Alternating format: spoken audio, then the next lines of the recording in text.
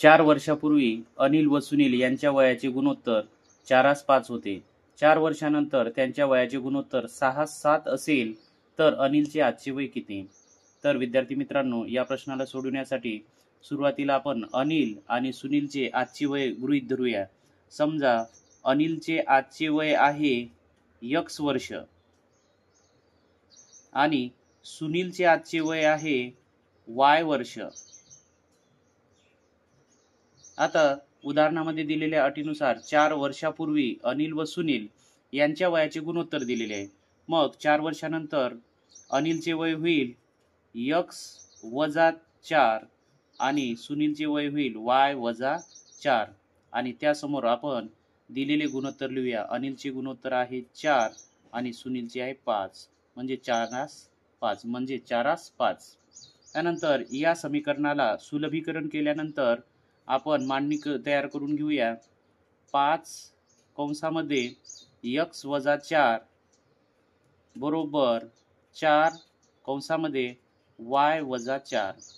या 5ला बरोबर चिन्हाच्या डावीकडे नेल्यानंतर ते गुणिला होतील आणि y-4 ला बरोबर चिन्हाच्या उजवीकडे नेल्यानंतर कंसामध्ये 4 आणि y-4 मध्ये गुणिला होतील. त्यानंतर 5 ने या कंसातील प्रत्येक घटकाला गुणून घेऊया. म्हणून 5x - 5×20 बरोबर 4y - 4×16. आता या 4y ला बरोबर चिन्हाच्या डावीकडे आणूया आणि 20 ला बरोबर चिन्हाच्या उजवीकडे नेऊया. नवीन समीकरण आपल्याला मिळेल 5x - 4y बरोबर -16 अधिक 20. 20 ला बरोबर चिन्हाच्या उजवीकडे नेल्यानंतर ते अधिक 20 होतील. त्यानंतर 5x - 4y बरोबर -16 अधिक 20. वजा अधिक वजा होतात म्हणून 20 मधून -16 गेले असता आपल्याला उत्तर मिळते 4 आणि याला आपण समीकरण क्रमांक 1 देऊया. त्यानंतर उदाहरणामधील दुसऱ्या अटीनुसार 4 वर्षानंतर त्यांच्या वयाचे गुणोत्तर दिलेले आहे. म्हणून 4 वर्षानंतर म्हणजेच काय तर x+4. 4 वर्षानंतर अनिलचे वय होईल x+4 आणि सुनीलचे वय होईल y+4 बरोबर त्यांच्या वयाचे गुणोत्तर त्या समोर लिहून घेऊया 6:7. आता या समीकरणाचे सुद्धा आपण सुलभीकरण करून घेऊया.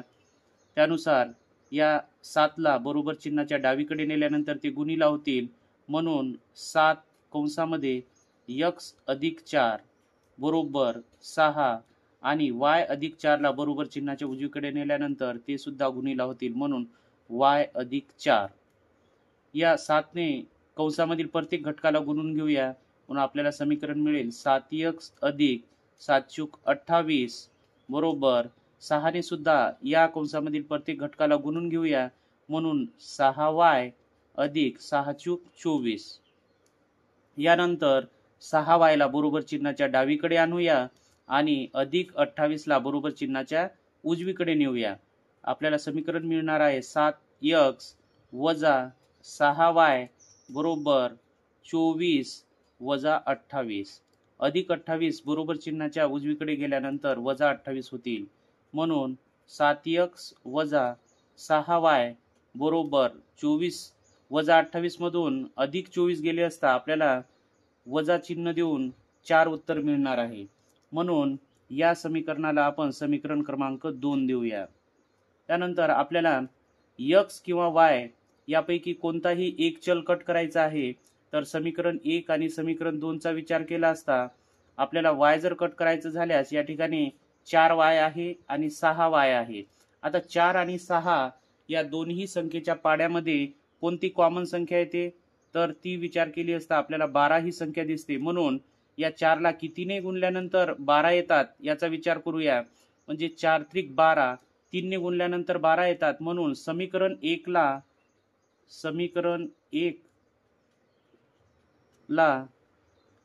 3 ने गुणूया. समीकरण 1 ला 3 ने गुणल्यानंतर आपल्याला समीकरण मिळणार आहे 3×5 = 15. 15x - 3×12 12y बरोबर 3×12 आणि याला आपण समीकरण क्रमांक 3 देऊया. त्यानंतर या ठिकाणी 6y आहे, आपल्याला 12y पाहिजेत.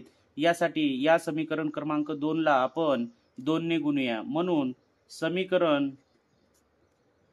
2 ला 2 ने गुणून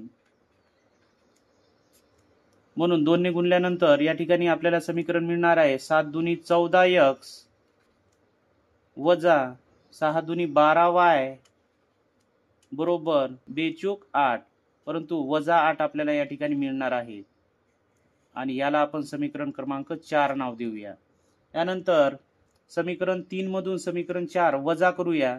तर वजा केल्यानंतर या प्रत्येक खालच्या समीकरणामधील चिन्ह बदल होईल. वजाने या वजाला गुणल्यानंतर अधिक होईल आणि या ठिकाणी सुद्धा अधिक होईल.